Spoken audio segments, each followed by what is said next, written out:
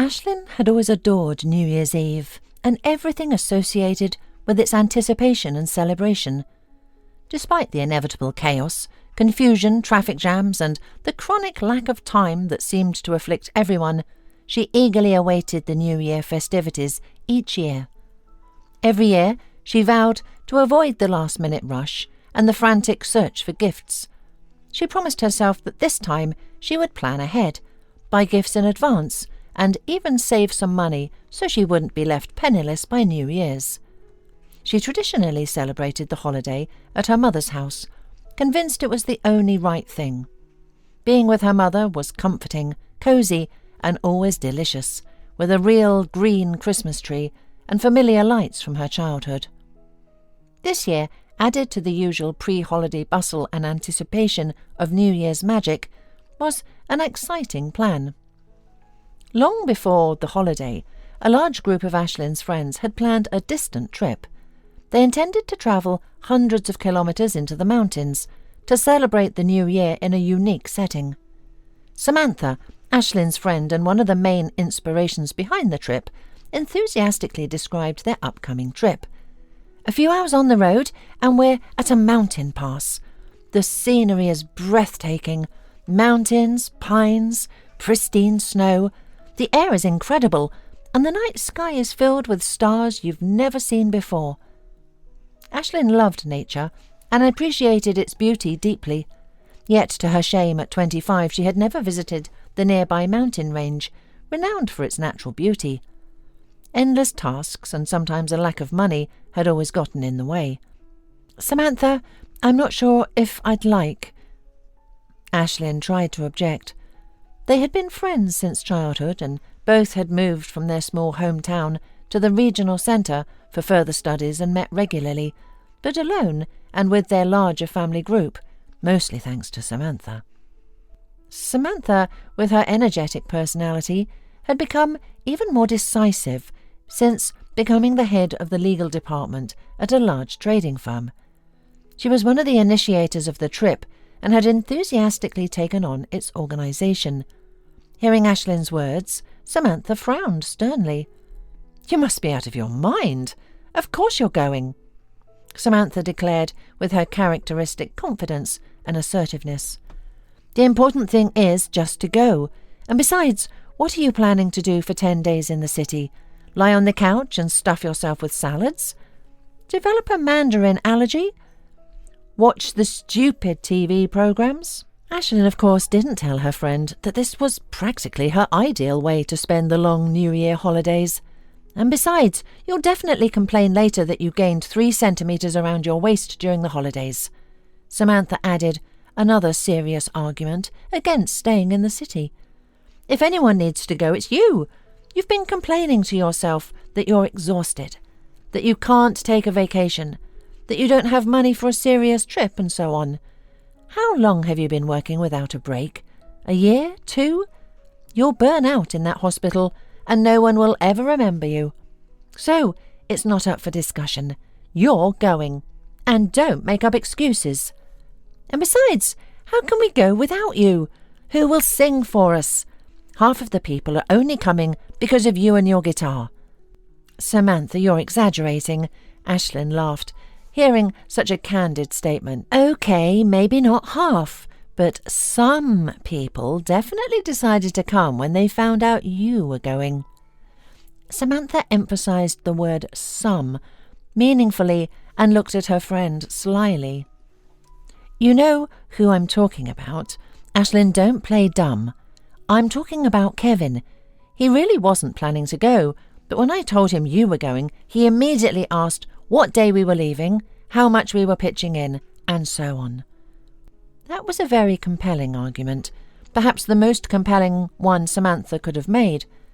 Ashlynn couldn't help but admit to herself that she really liked the young man named Kevin. Samantha knew exactly which of Ashlynn's buttons to push. Kevin was a handsome, confident guy who dressed well and drove an impressive sports car. Yet he wasn't a spoiled rich. Kevin worked as a sales representative for a large company, the same one where Samantha was the head of the legal department. "He's a hard worker," Samantha would authoritatively declare. "He works like a camel. His sales are higher than others, and his client base is solid. So our Kevin earns his money for clothes, gas, and restaurants honestly." Until recently, Ashlynn's interactions with him had been limited to greetings and a few polite, meaningless words. But at one of the parties, Kevin suddenly sat down next to her, and they unexpectedly hit it off. It turned out that he was a fan of rock, which Ashlynn had been passionate about since her early youth. Kevin was an incredibly interesting conversationalist, well-read, had seen many classic films, and had even travelled to several European countries. In short, after that evening, Ashlynn saw Kevin in an entirely different light. He was truly attractive, and it was gratifying to realise that his attractiveness wasn't just superficial. Then he disappeared for a long time, and they only met again a couple of months later at the end of summer at someone's birthday party with a barbecue out of town. The atmosphere was fitting, and Ashlynn brought her guitar. That evening Ashlynn was in her element. She played and sang her best songs, feeling everyone's eyes on her and hearing their sincere applause. But she felt Kevin's gaze most intensely, slightly surprised and radiant. Perhaps it was because of this gaze that her fingers were particularly agile that day, and her voice sounded perfect.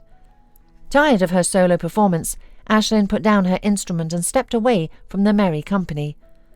"That was simply wonderful," she heard a familiar deep voice. "I had no idea you played so well and sang even better." Kevin stood beside her, smiling, then took her hand, gently squeezing her fingers, and lightly embraced her shoulders.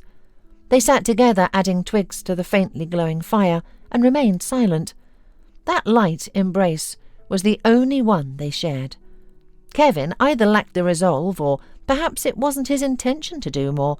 Ashlynn frankly didn't know how to feel about it all, or what to do if the young man suddenly decided to kiss her. Growing up in a small town that resembled a village and moving to the capital after high school, she was inexperienced in matters of relationships. She had never been close friends with any boys, either in school or college. After becoming a certified nurse and desperately needing money, she started working a lot, taking on extra shifts. With such a work tempo, there was neither time nor energy left for courtship. Besides, there weren't many places where Ashlynn could meet a potential suitor. The evening by the campfire ended, and Kevin suddenly shivered. "It's gotten cold, hasn't it? Listen, are you staying overnight, or should I give you a lift to the city? I have a car and I plan to go home. I can take you wherever you need to go." Ashlynn of course agreed. She didn't want to stay in the cramped cottage with a bunch of not-so-sober friends. Nor did she want to drag herself to the train with a guitar on her back. The prospect of sitting in a car next to Kevin, very close to him, was extremely appealing. Throughout the journey, Kevin politely chatted with Ashlynn about everything and nothing. They reached the city quickly, much sooner than Ashlynn would have liked. Kevin drove her to the entrance of the apartment building, where she rented a flat, and gallantly helped her out of the low car, offering his hand. "Well, thanks for the ride," Ashlynn said with a forced, cheerful smile. "I'm off." "I was delighted to see you," Kevin suddenly said, his eyes lighting up again, as they had when he watched her playing and singing. "I hope we meet again soon." And unexpectedly, he kissed her on the cheek. "Thank goodness it's late evening, and the light in front of the entrance has been out for ages," she thought, feeling her face flush. "Yeah, okay, bye," she replied, not very cleverly, and rushed into the entrance. Ashlynn couldn't answer whether Kevin was serious about meeting again, or if his interest in her was limited to her ability to sing. But he had kissed her goodbye. Did that mean something? The impressions of the evening and the trip to the city lingered in Ashlynn's imagination for a while, and then she was swept up in her usual work routine. Then preparations for the trip began, and finally she felt the long-awaited approach of the new year. She hardly thought about Kevin during this time, and then, out of the blue, Samantha seriously declared that Kevin was going to the mountains because of her, Ashlynn. Even if Samantha was exaggerating, the main thing was that he was coming. What if, under the stars that Samantha described so vividly, something beautiful really did happen between them? The kind of story Ashlynn had dreamed of since childhood. Suddenly, Ashlynn really wanted to go, so much so that the remaining 10 days before the new year, usually frightening in their brevity, seemed endlessly long. "I'm going for sure," she told Samantha, and began preparing for the trip. First, she bought an absolutely stunning ski suit. She had hated skiing since childhood, since her first school lessons when the gym teacher made them run laps around the school on a broken, thawed track with old wooden skis. Such a purchase, and at an outrageous price, would never have occurred to her. But trying on the dark blue jumpsuit and jacket, she realized that she looked, she had to admit, simply stunning, and the fate of a considerable sum of money was sealed. Then, by hook or by crook, she managed to get an appointment with the hairstylist, who was swamped with clients preparing for corporate parties. To look her best, she needed to get a haircut and colour just before the trip. "All right, fine," the hairdresser sighed heavily, listening to yet another tearful request. "I'll cut your hair on the evening of the 29th, and my colleague will do your colour. Ashlynn, I really can't. She'll do it just as well, but it will be more expensive, sorry." Ashlynn had to pay the other hairstylist significantly more, and what did that matter compared to the joy of the upcoming trip? The company's departure was set for the morning of the 31st, and on the 30th of December, Ashlynn went to her last work shift of the year. She worked as a nurse in one of the departments of a large city hospital. Despite the challenges and demands of her job, Ashlynn genuinely loved her work. She performed her duties professionally and with dedication, earning the love of her patients and the respect of her colleagues. She had been working in the department for nearly 4 years, joining right after nursing school, and was considered a veteran among the staff. The start of her workday was typically filled with greetings, friendly nods, hurriedly changing into her uniform, and catching up on the latest hospital gossip. Today, however, the usual chatter included New Year's greetings. Everyone seemed especially cheerful, and even the usually serious deputy head of the department wore festive sparkling snowflakes on his head. Ashlynn looked forward to the lunch break when she and her colleagues would exchange small, thoughtful gifts, as was their tradition. Later that evening she planned to rush home, pack her bag, and try on her stunning ski suit one last time before the trip. She wanted to look her best for Kevin. "Becca, come to my office when you're done," the head nurse called out, peeking into the ward where Ashlynn was setting up an IV for a patient. "Listen, Ashlynn," the woman sat at her desk, head down, writing quickly. "You know the work schedule for the weekend, right?" "Yes, of course. My shift is on the 4th of January. I'll be here as scheduled," Ashlynn confirmed. "That's what I wanted to discuss," the head nurse said. "We have a problem. Dolores can't work on the 1st as scheduled, so I need you to cover for her." "No, wait, I can't work on the 1st. And why me?" Ashlynn interrupted, her usual compliance faltering. The head nurse looked up, surprised. Over the years, Ashlynn had built a reputation as a reliable, non-confrontational employee, but now that very reputation seemed to be working against her. "Why not you?" the head nurse retorted. "We have a difficult situation, and we need you to work on the 1st. "Harriet, I've already worked 2 New Year's nights in a row, remember?" Ashlynn pleaded, still hoping for a peaceful resolution. "Life isn't fair," the head nurse philosophized. "You're single and have no children. What difference does it make where you celebrate? It might even be more fun here." Harriet was generally a decent person, and her contributions to the hospital were undeniable. However, for some reason, she had taken a disliking to Ashlynn from the moment she joined the department, despite Ashlynn giving her no cause. The young nurse had felt this disfavour in the unfair distribution of shifts and ward assignments. Her colleagues even jokingly called her the boss's pet. Until now, this bias hadn't significantly affected her, but this time was different. I can't, Ashlynn insisted. I have plans. I'm leaving the city for 3 days tomorrow. I specifically asked for 4 days off. It's the first time I've asked in 4 years. People are waiting for me.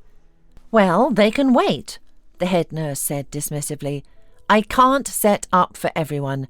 You're working on the first. End of discussion. I'll make sure you get a bonus. Clearly, the head nurse wanted the final say, and to end the unpleasant conversation. No, that won't do, Ashlynn said, struggling to keep her composure. She put so much time, money and hope into this trip, so she just couldn't let someone ruin it. If there's no one to work, then you do it and give yourself the bonus, she said. Perhaps she shouldn't have said that, but Ashlynn was hurt and frustrated that once again she was expected to fill a gap without consideration for her own plans. Well, if you refuse the swap, you don't have to come to work at all, the head nurse stammered, rising from her chair. You're fired. Pack your things and be out of the department by the end of the day. What do you mean? Ashlynn asked, stunned. She hadn't expected the conversation to take such a turn. Exactly that, the woman sneered. If you won't consider our position, then goodbye, and don't even think about complaining. My authority against yours. Who do you think will win? Me, of course. And besides, you might not find another job in your field in this city. Rumours spread fast, you know. This was so unfair and disgusting that Ashlynn couldn't find the right words. As always in such situations, she felt lost and preferred to step aside. Fighting back tears, she left the head nurse's office and trudged to the nurse's station.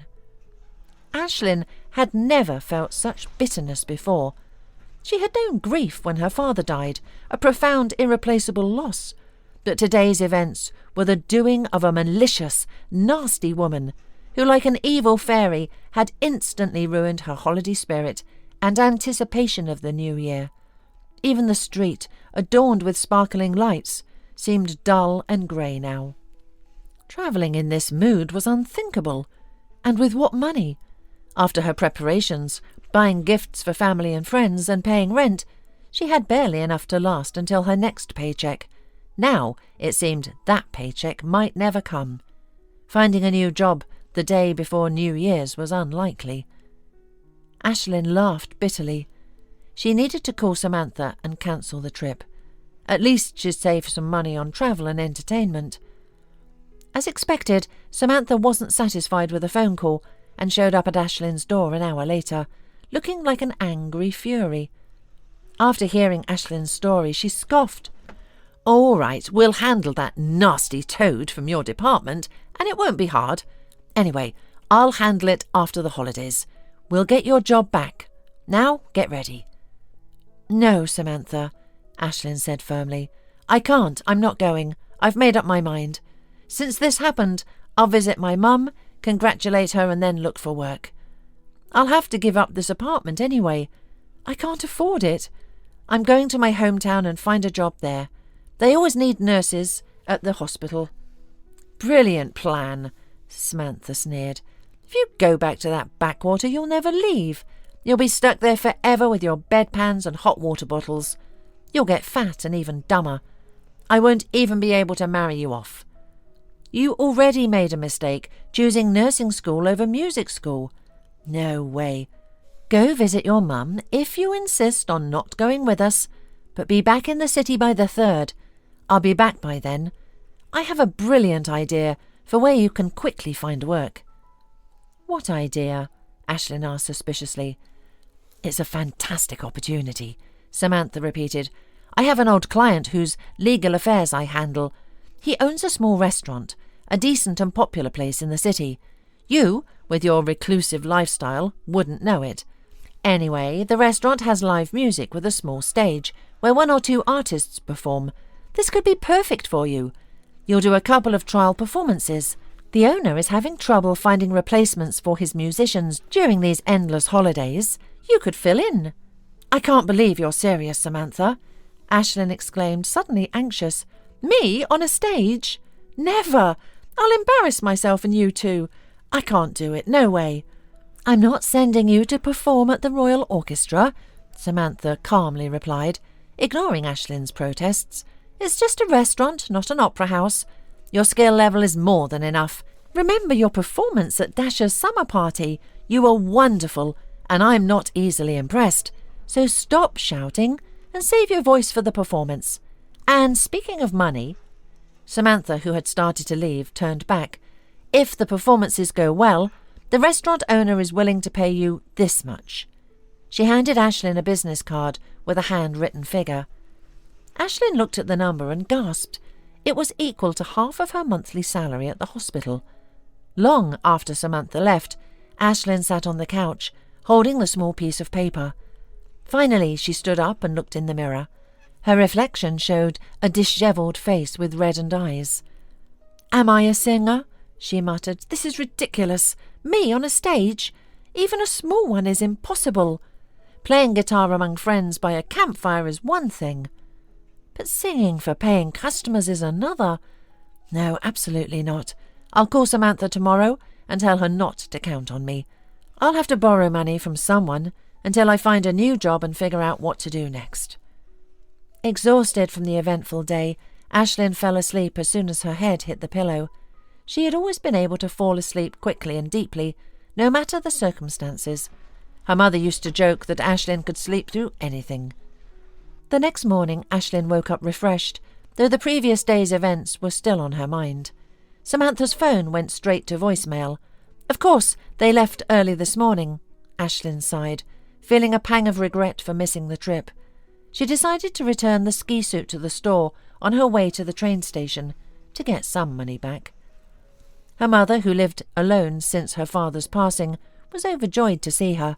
She bustled around, fretting that there was nothing to feed her unexpected guest. The nearly empty fridge indicated that her mother hadn't planned much for the New Year celebration. This saddened Ashlynn, who remembered the elaborate feasts her mother used to prepare when her father was alive, and she still lived at home.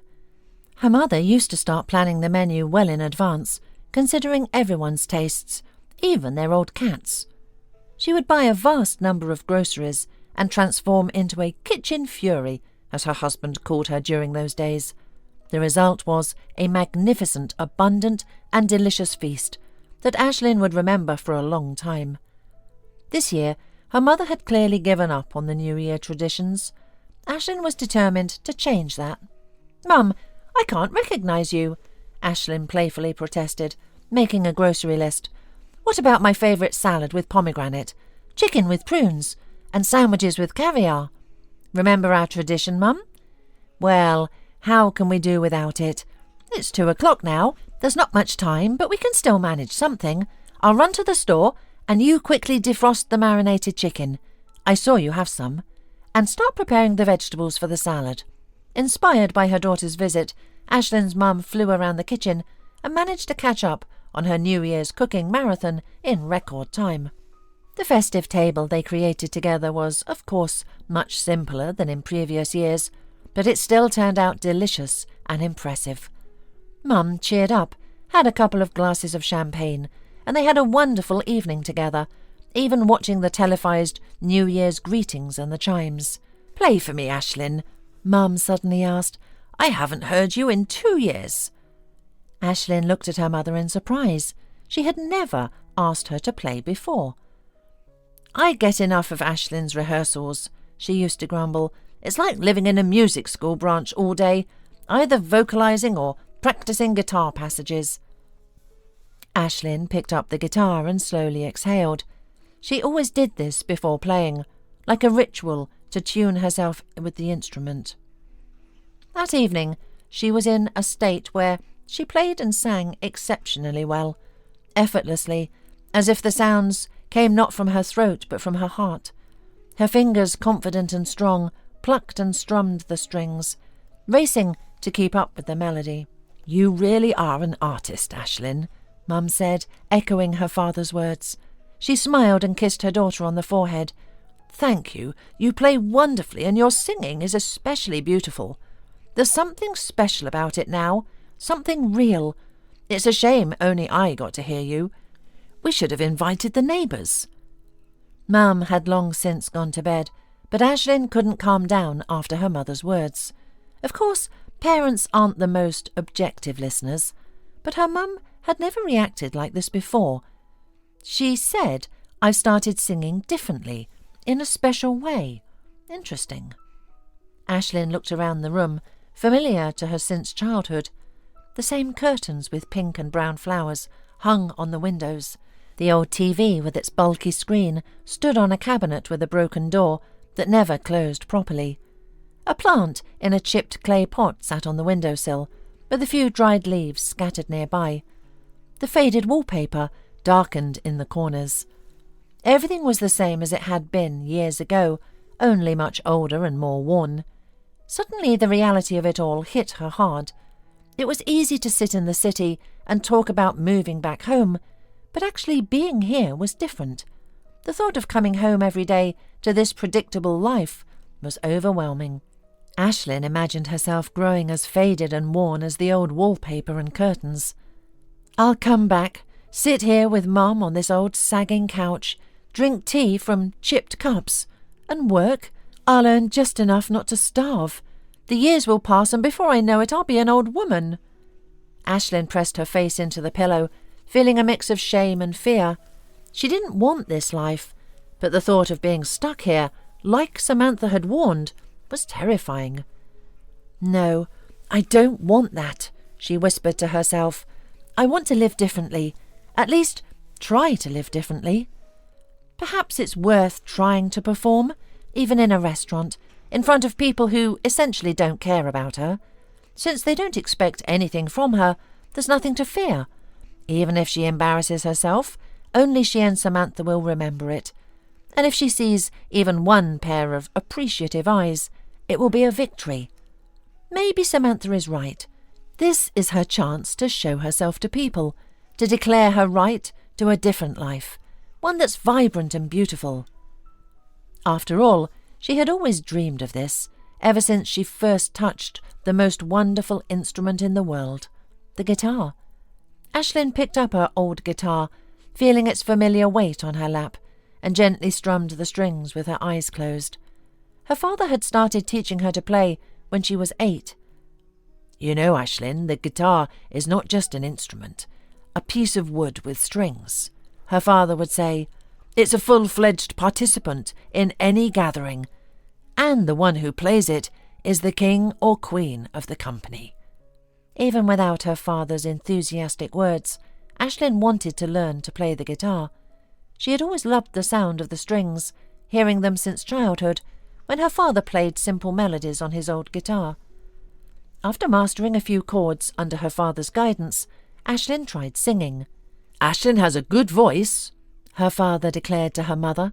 "It's clear and strong. She should practice playing and singing. And she needs a decent instrument. She won't learn much on my old guitar." "And where will we find the money for a guitar?" her mother asked. "And I suppose lessons aren't free either."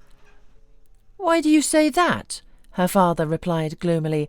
"I'm not staying home out of laziness. I just can't find work right now." Her mother sadly shook her head, ending what she saw as a pointless conversation. Ashlynn looked at her parents, fearing another argument, and silently resenting her mother for being unfair to her father.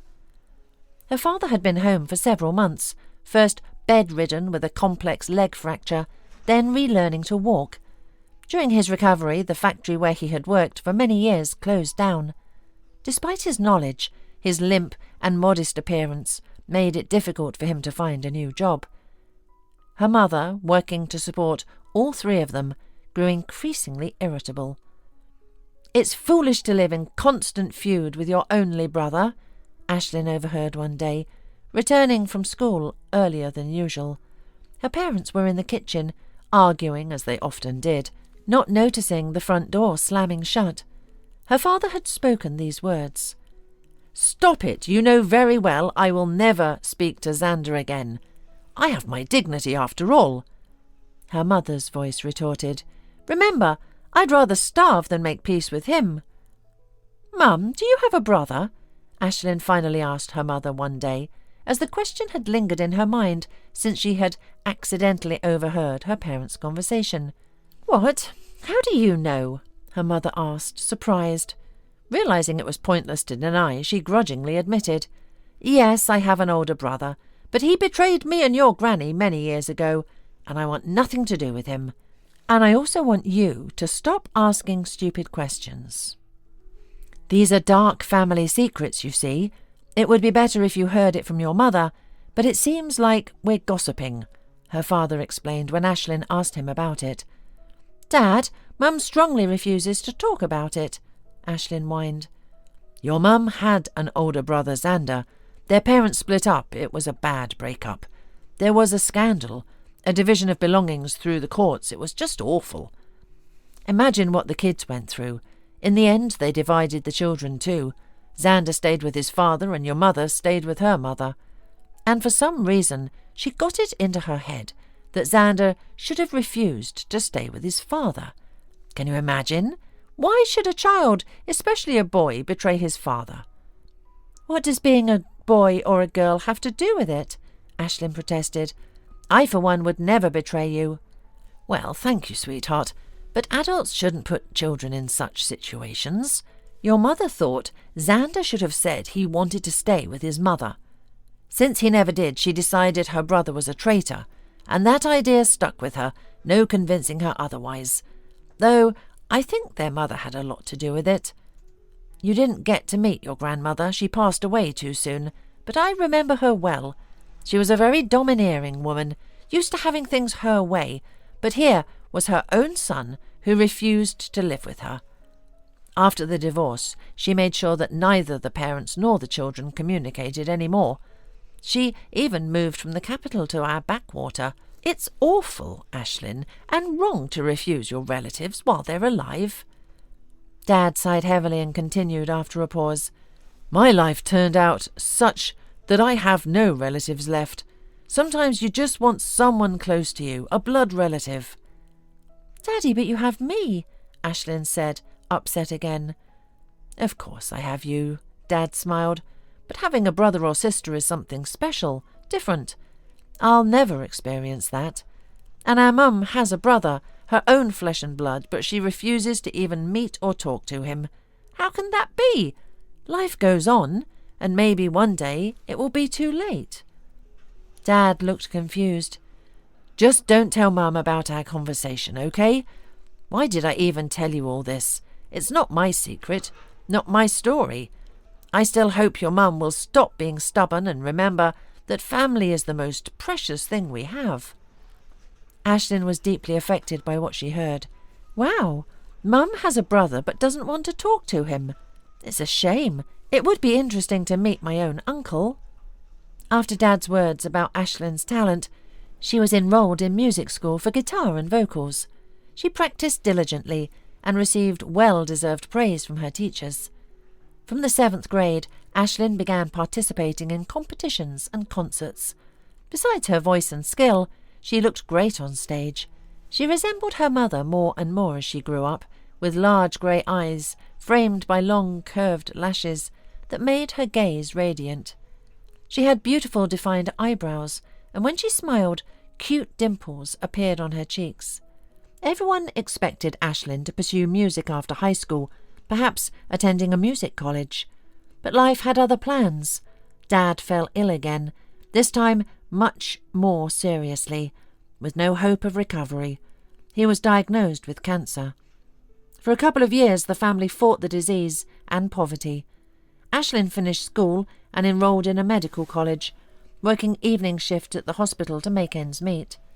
Music isn't for me anymore, she would shrug when asked about her musical pursuits.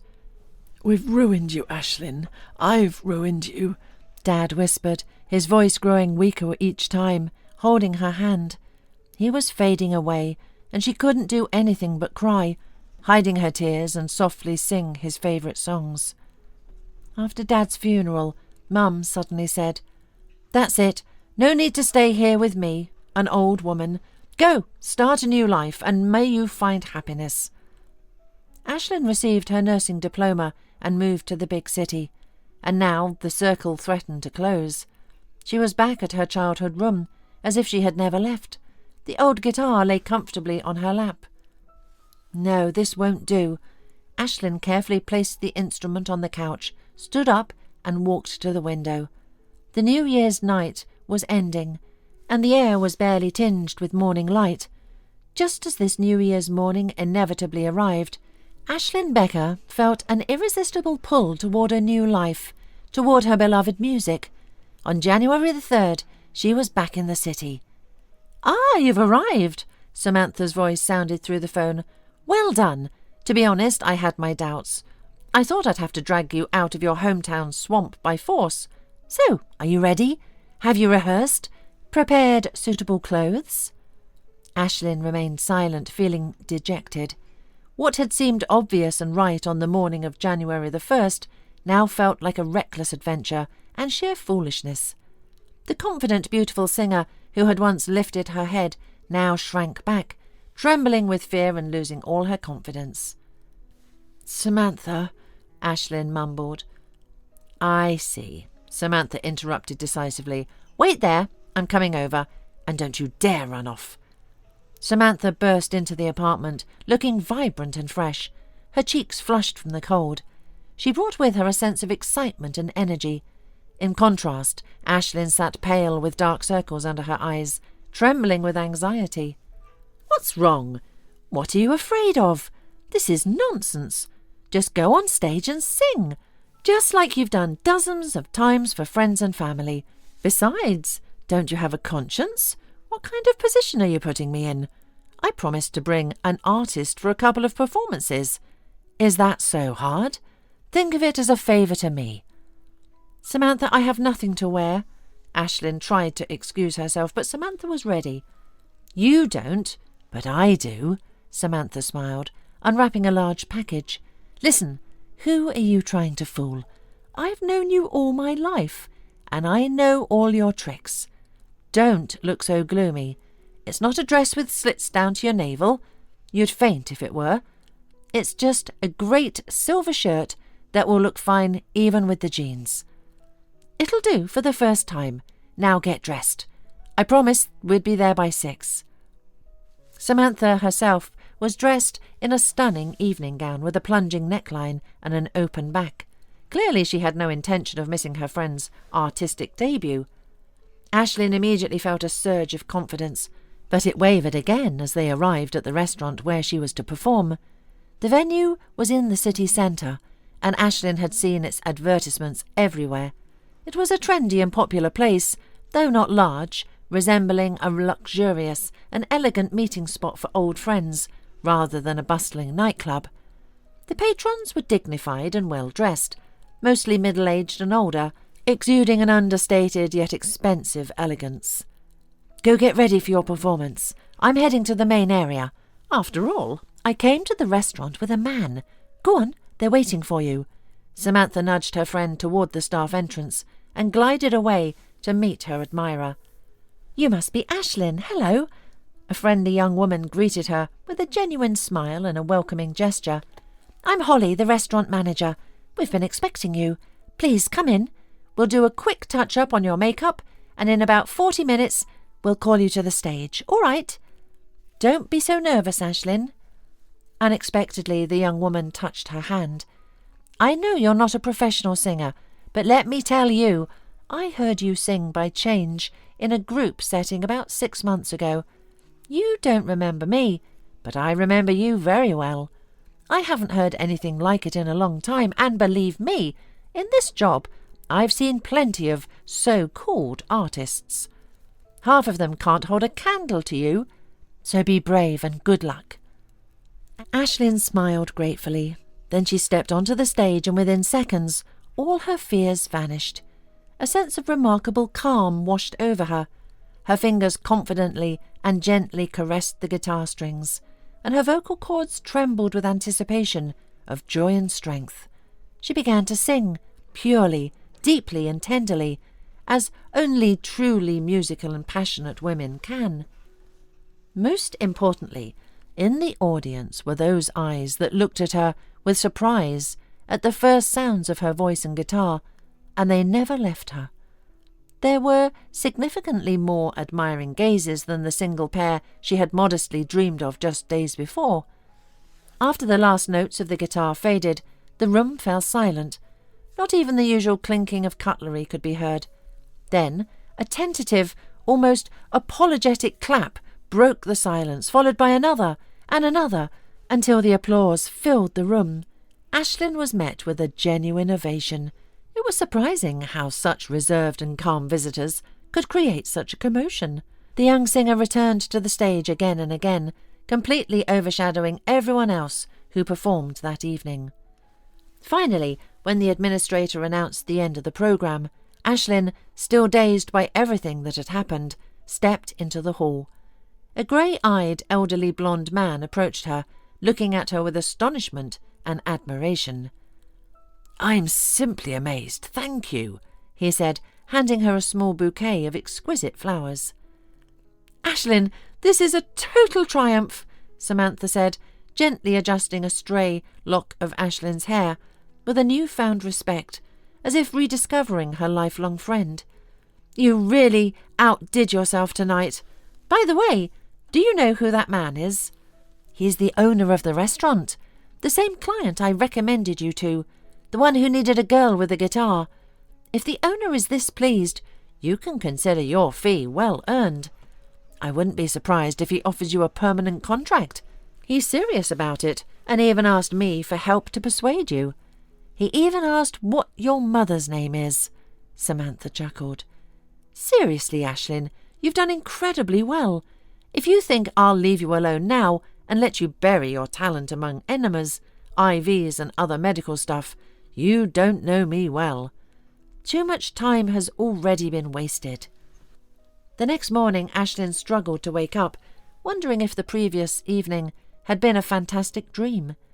But the elegant bouquet on the table, with its intoxicating scent, confirmed that it had all been real. The stage, the ovation, the shouts of "Bravo!", the flowers, and the handsome older man. Half an hour later the phone rang. "Listen, Ashlynn, I don't understand what's going on," Samantha said, sounding unusually confused. "My client, the restaurant owner, called me this morning. He wants you to meet him at the notary's office at noon." "Why?" Ashlynn asked, still half asleep. "I don't know," Samantha replied. "Maybe you impressed him so much that he wants to leave you all his possessions. Who knows? Ashlynn, believe me, I'm as surprised as you are. But he's an honest and decent man, and he won't propose anything improper or illegal.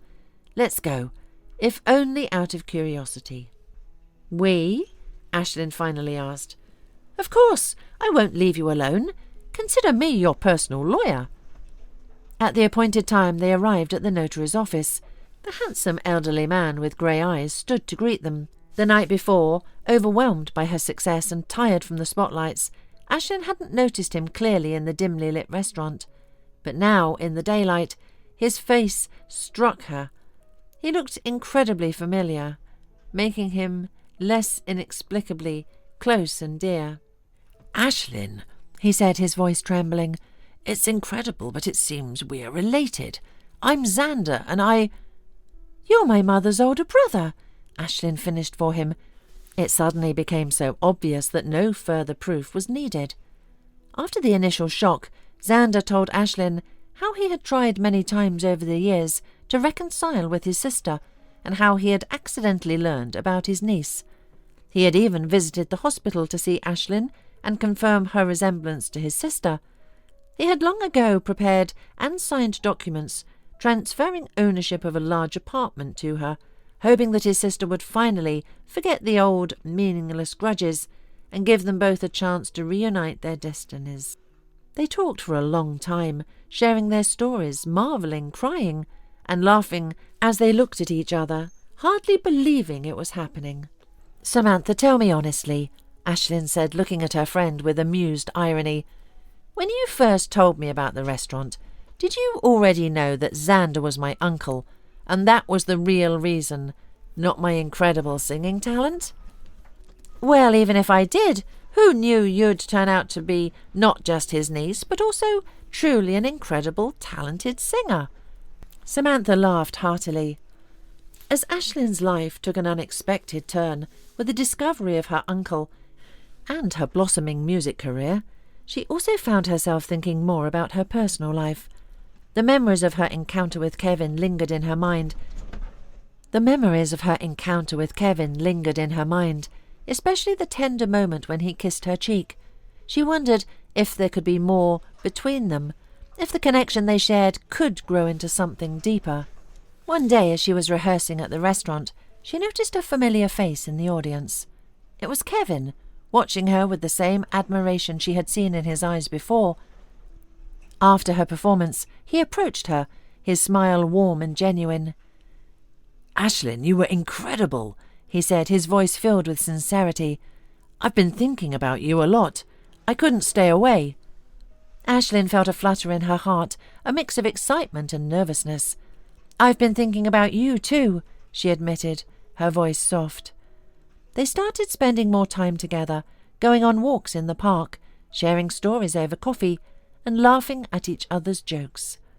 Kevin's kindness and support were a comfort to Ashlynn, especially as she navigated her newfound fame and family revelations. Their bond grew stronger with each passing day. One evening, as they sat by the river watching the sunset paint the sky with hues of orange and pink, Kevin took her hand. "Ashlynn," he said, his voice steady yet filled with emotion, "I love you. I want to be by your side, supporting you in everything you do. Will you marry me?" Tears of joy welled up in Ashlynn's eyes as she nodded, her heart overflowing with happiness. "Yes, Kevin, I love you too, and I want to spend the rest of my life with you." Their wedding was a beautiful celebration of love and new beginnings, surrounded by family and friends, including Ashlynn's mother and uncle. They exchanged vows under a canopy of flowers. As they danced their first dance as husband and wife, Ashlynn knew that she had found her true partner, someone who would support her dreams and love her unconditionally. Together they built a life filled with love, laughter and music. Ashlynn continued to pursue her passion for singing, with Kevin by her side every step of the way.